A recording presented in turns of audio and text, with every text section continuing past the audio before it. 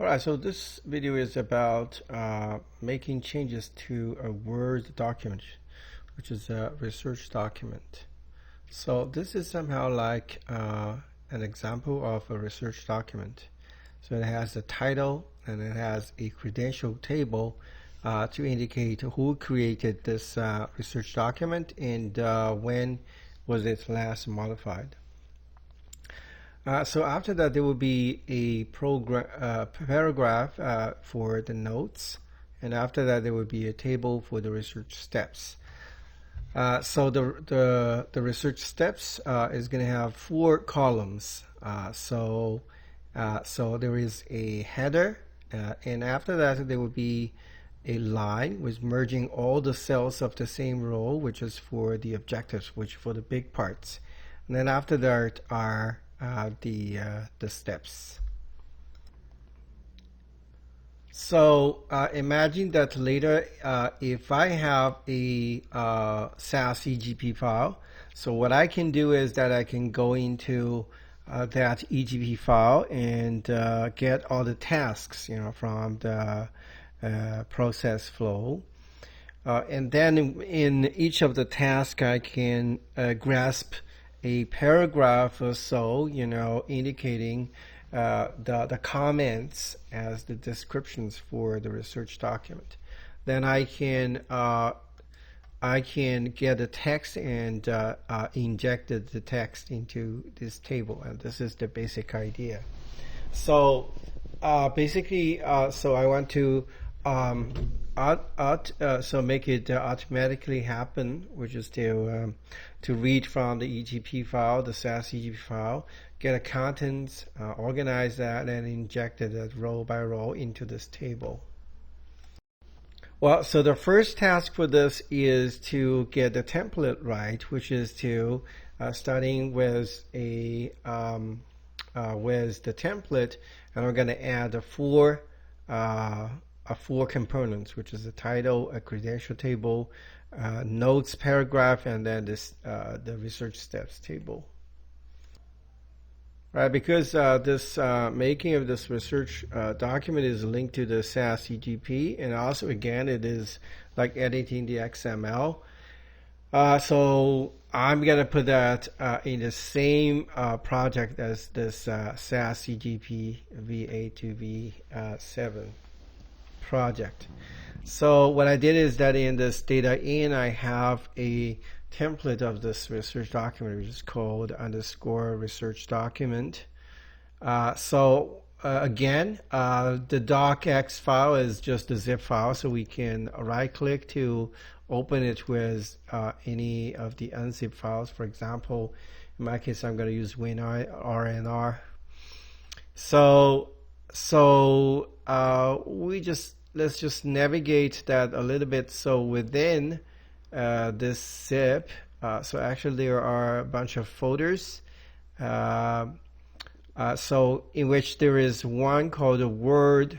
That folder is the core. So we're gonna go inside, and sorry for that. So I just double click. So inside the core file is this file called the document.xml. All right, so let's just go into this document.xml.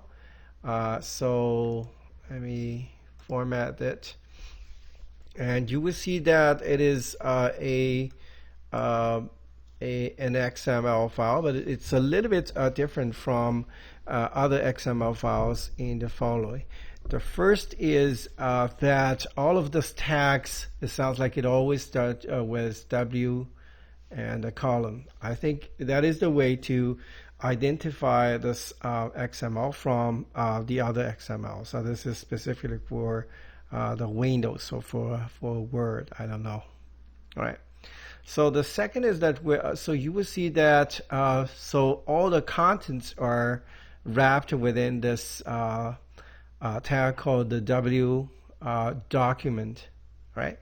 So I'm going to omit this W part because for the rest it's the same, right? Then inside there is a bunch of definitions. Basically, we can just copy that for each file, each doc file. But then inside there is a tag called the body. So all the text of this Word document will be wrapped into this this body part. Now I'm gonna put it side by side to compare. So in this XML, you will see that there is, under this body part, there is a paragraph, and this paragraph is for the project title. So this one is slightly different because I've changed the project title. In the template, it is just called the project title, whereas the square brackets. Okay, so we will see that actually it is a tag called P, which I guess it stands for paragraph. And inside you will see that there are some text, like this one is called a PPR, which is paragraph property.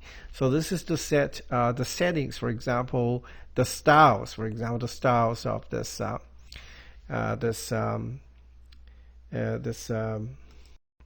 for this paragraph. So you will see that here it has a value of title, which means that the style of this part is the title, which is defined here. So what does this title setting means?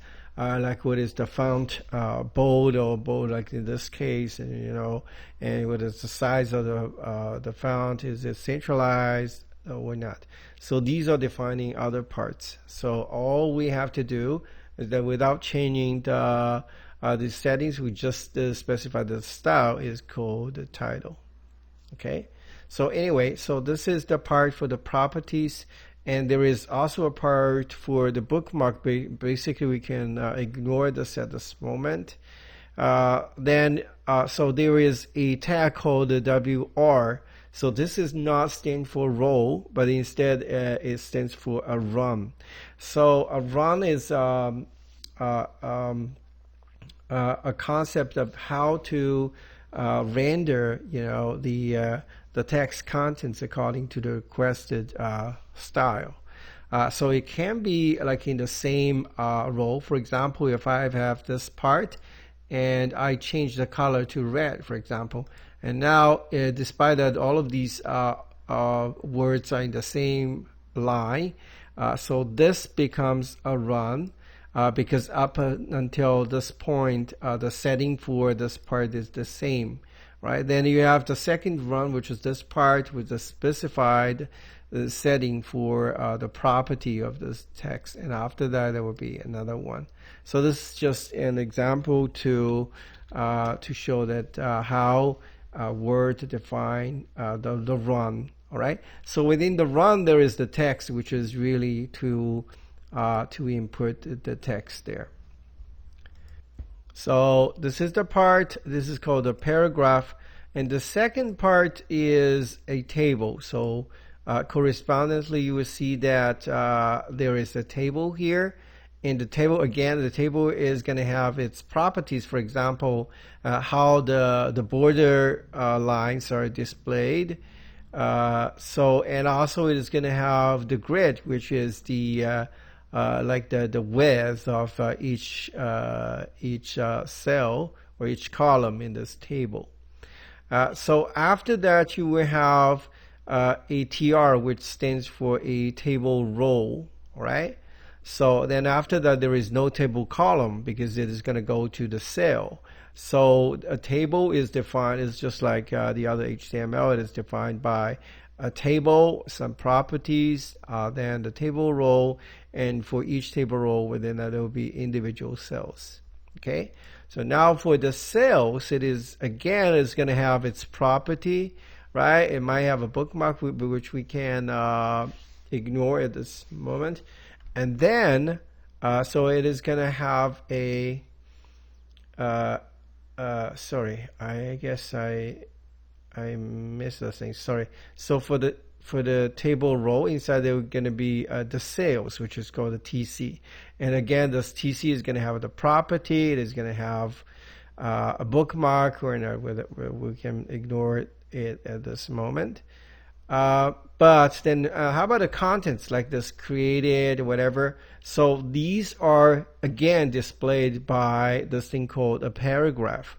So, and this is a must that in the table cell, you must have a paragraph or something else like a picture or whatever, right? So otherwise it is going to report error. It says there is no contents within this TC or the table cell, right? So again, you will see that there is no such thing like there is a plain text, no such thing. It is always a paragraph, and within it, it will be a run, and then the text contents, and that's how it is defined. All right. So this is the table, and then again, so after these tables, like a lot of rows, then we have a paragraph again. So this time is for the notes, right? So and then after that, there will be a table again, and this time it is the table for this research steps table. So for this one, so apart from the table settings, whatever, the grids are different because now we have 4 columns. Each is going to have a width of the column. But apart from that, if you go to this table row, we will find that for the first table row, it is the head of the table. Right? So, and inside for each individual cell, it's going to have a specific setting for the cell. So, for example, the font is going to be bold setting. And the second is that there is a feeling like the light gray of the background color. So these are defined in different parts. For example, the color is defined in this table cell. So in the sales property, right? So this is has to be defined for individual cells. So you're gonna have so individual setting. You have to repeat that for each cell, right? This is the first part. The second is that this bold setting of this font is actually defined in this run before the text content. All right, so for example, the steps, and before that there will be a run, and in this run it says that, well, you're going to have a bold, which is this part. All right, so I guess this is because imagine that you have different runs, then for each part it can have different settings, like this one is bold, the other is not, and so on. Okay, so that's how it is defined. And then so we have this row, and you will see that this row actually is different because all the cells are merged into one. All right, so this is achieved by, let's just scroll down.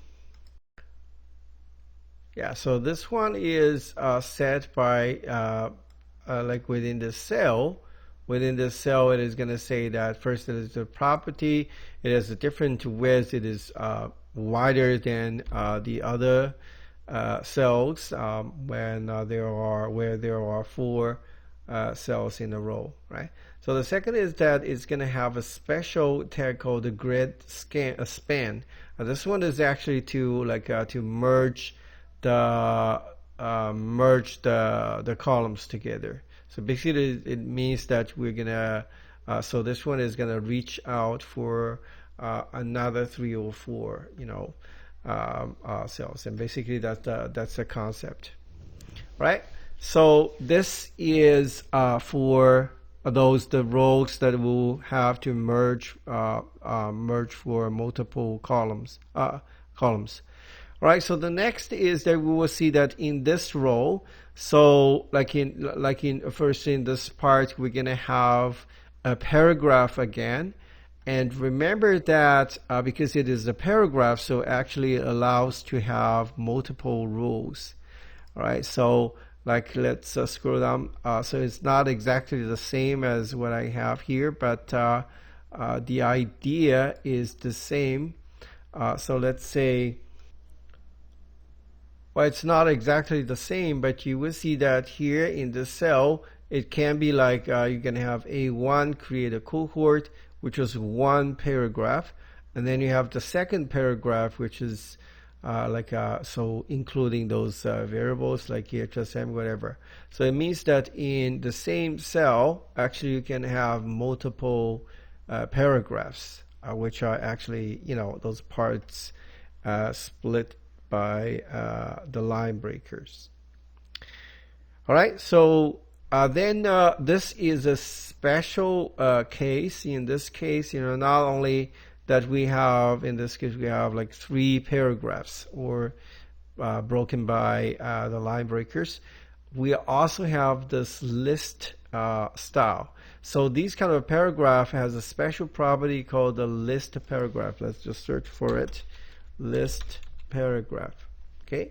So again, within the cell, so we're going to have paragraphs. Okay. But for each paragraph, it has a special property. It is called the list paragraph. And that way it's going to list it, list it as a list. So the second is that you have to specify whether you're going to have a number or a, the bulletins, is it going to be the numbers or other symbols? All right, so in this case, it is not the numbers. So you have to specify that. So basically, these are the things to define a Word document. So of course, you can have others, like you can have, so like in this case, it is more complicated. It's going to have appendix. It's going to have reference, which I'm going to omit because I just want to simplify this part. All right, so this, Now we have introduced the basic structures of the Word document, and also in this core file called the document XML, how Word is going to construct a paragraph, a table, the cells, and the styles, whatever. Okay. So in the next video, we're gonna use a tree diagram to illustrate how this is achieved, based on template, how we make and append these different components into the Word file and save it.